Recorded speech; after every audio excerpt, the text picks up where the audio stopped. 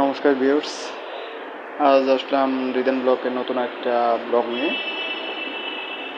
তো আজ রিদেন বাবু অনেক খুশি, তার মার সাথে দেখতে পাচ্ছেন, তার মার সাথে অনেক হাসি খুশি।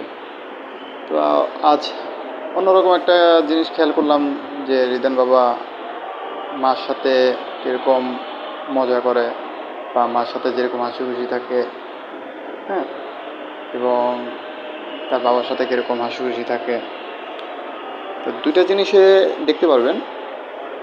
তো এখন মার সাথে কত খুশি রিদান বাবা, যে কত হাসাহাসি করতেছে দেখতে পাচ্ছেন। তো স্বাভাবিক এটা, হ্যাঁ, এই বয়সে হবে স্বাভাবিক। আমরাও ছিলাম, আমরা এরকম অনেকে করছি, হ্যাঁ। কারণ কাছে থাকলে একমাত্র মায়ে থাকে, হ্যাঁ। কারণ বাবারা সারাক্ষণ বাইরে থাকে, হ্যাঁ। সবার একটা ফ্যামিলির জীবিকা নির্বাহের জন্য বাবা সবসময় বাইরে থাকে। তো একটা সন্তান বাবাকে কতক্ষণে পায়, হ্যাঁ, সকাল যায় বাবা আর রাতে আসে, কয়েক ঘন্টার জন্য বাবাকে পায়, কিন্তু সারাক্ষণ তো মার সাথে থাকে। অবশ্যই মাকে এই বয়সে চিনবে।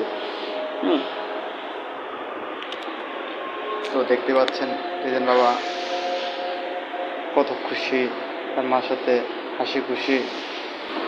তো ভিউয়ার্স, অনেক তো কথা হলো, চলুন এবার তার মার সাথে তো অনেকক্ষণ মজা করলো রিদেন বাবা।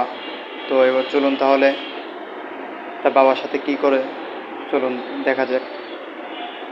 তো ভিউয়ার্স দেখতে পাচ্ছেন তার বাবা, হ্যাঁ, মানে আমি তাকে কোলে নেওয়ার পরে সে কী করতেছে, হ্যাঁ,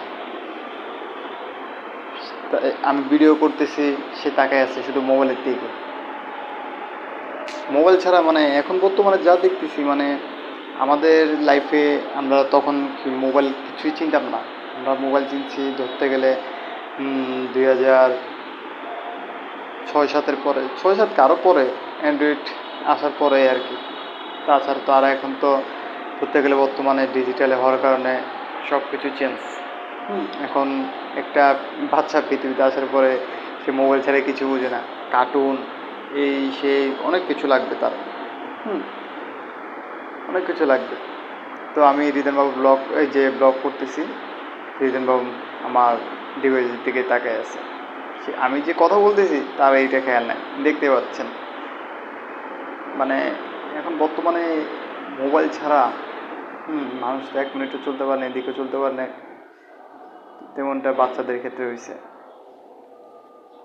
তো রিদেনবাবু দেখেন, আমি তার সাথে কথা বলতেছি, তার ফিলটা কীরকম হচ্ছে। তার মার সাথে যে কথাবার্তা তার মা বললো, সে কত খুশি ছিল। তো এইটাই স্বাভাবিক বোঝা যাচ্ছে সন্তানের প্রতি তার মায়ের কতটা টান, এবং মা সন্তানের প্রতি কতটা টান, হ্যাঁ, বাবা কতটা সময় দেয়। ওই সময়ের পরিপ্রেক্ষিতে একজন মার প্রতি সন্তান টান থাকতেই পারে, স্বাভাবিক। তো ভিউয়ার্স, নতুন আরেকটি ব্লগ নিয়ে আসবো। আজকের মতো বিদায় নিচ্ছি। সবাই ভালো থাকবেন, সুস্থ থাকবেন। নমস্কার সবাইকে।